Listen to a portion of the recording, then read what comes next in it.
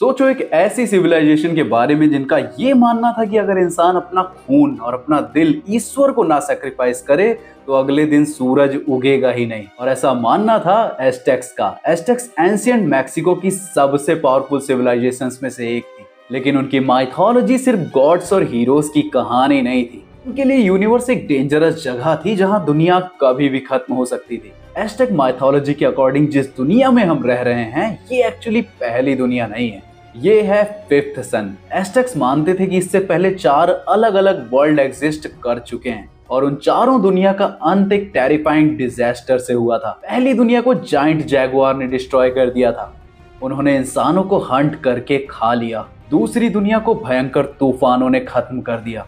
तीसरी दुनिया में आसमान से फायर रेन हुई थी और सब जलकर राख हो गया था।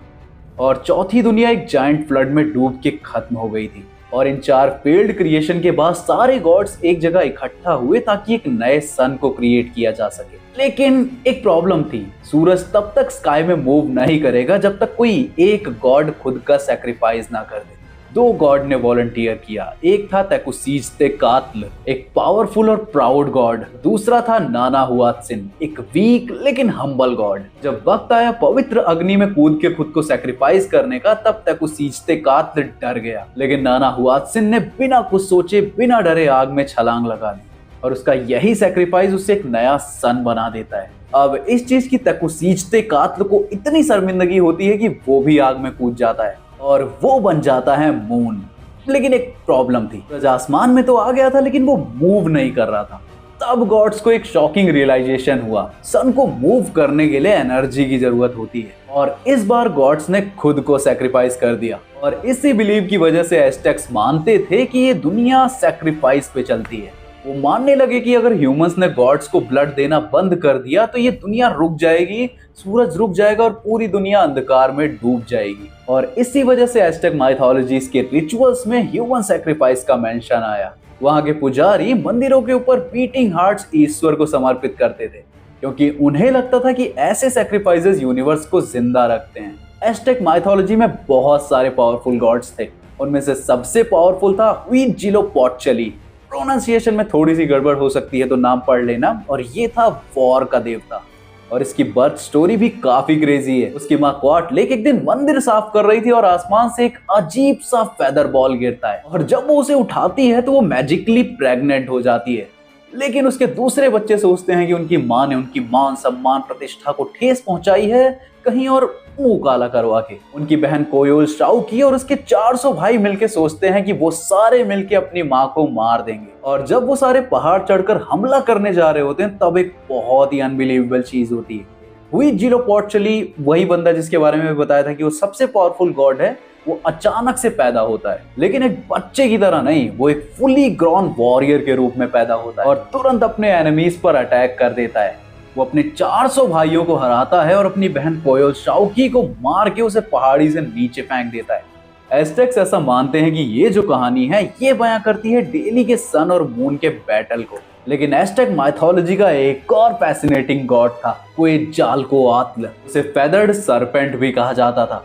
बाकी गॉड्स के कंपैरिजन में क्वेटजाल्कोआत्ल का नेचर बहुत डिफरेंट था। ये बंदा नॉलेज, विजडम और क्रिएशन से बहुत कनेक्टेड था। एक लेजेंड के अकॉर्डिंग जब पूरी ह्यूमन रेस पूरी तरीके से बर्बाद हो गई, खत्म हो गई, तब क्वेटजाल्कोआत्ल अंडरवर्ल्ड गया। वहां जाके इस बंदे ने पुराने ह्यूमन बींग्स की हड्डियां इकट्ठा की, उनमें अपना ब्लड मिक्स किया और एक नई ह्यूमन रेस को जन्म दिया। लेकिन एस्टेक माइथोलॉजी में सिर्फ गॉड्स ही नहीं थे, इनकी माइथोलॉजी में टेरिफाइंग मॉन्स्टर्स भी थे।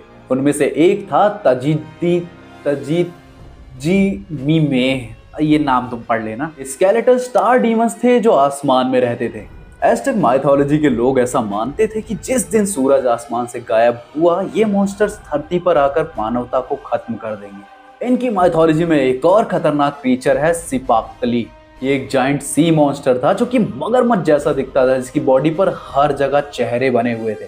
माना जाता है कि क्वेटजाल्कोआत्ल जो सबसे पावरफुल गॉड था उसने इस मॉन्स्टर को हराया था और फिर उसकी बॉडी से हमारी जो ये अर्थ है इसको क्रिएट किया था। उसकी पीठ माउंटेन्स बन गई, उसकी बॉडी जमीन बन गई और उसके आंसू नदियां बन गए। एस्टेक माइथोलॉजी में क्रिएशन कभी पीसफुल नहीं होती। यहाँ दुनिया मॉन्स्टर्स की बॉडी से बनी है और उसे कायम रखने के लिए उन्हें सैक्रिफाइस चाहिए होता है। एस्टेक्स के लिए सनराइज एक नॉर्मल मॉर्निंग नहीं था, ये एक रिमाइंडर था कि दुनिया अभी भी सरवाइव कर रही है, और शायद सिर्फ एक और दिन के लिए। तो हेलो वेबटास्टिक फैंस, मेरा नाम है सत्यम मिश्रा और मैं कोशिश कर रहा हूँ फेस कैम करने की। बहुत सारी चीजें अभी सेटअप नहीं है, पीछे बैकग्राउंड कैसा रखना चाहिए, कैसा नहीं रखना चाहिए, क्या है मुझे कुछ भी नहीं पता। मैंने कुछ लोगों की हेल्प ली है, जो भी मुझे समझ में आया है मैं कर रहा हूँ, और उम्मीद करता हूँ कि तुम लोगों ने जैसे मुझे वॉइस ओवर में हेल्प की, जैसे मैं नरेशन करता था बिना फेस कैम के, उसमें तुम लोगों ने मेरी हेल्प की, मुझे इतना सपोर्ट किया। 80,000 सब्सक्राइबर्स हम बढ़े,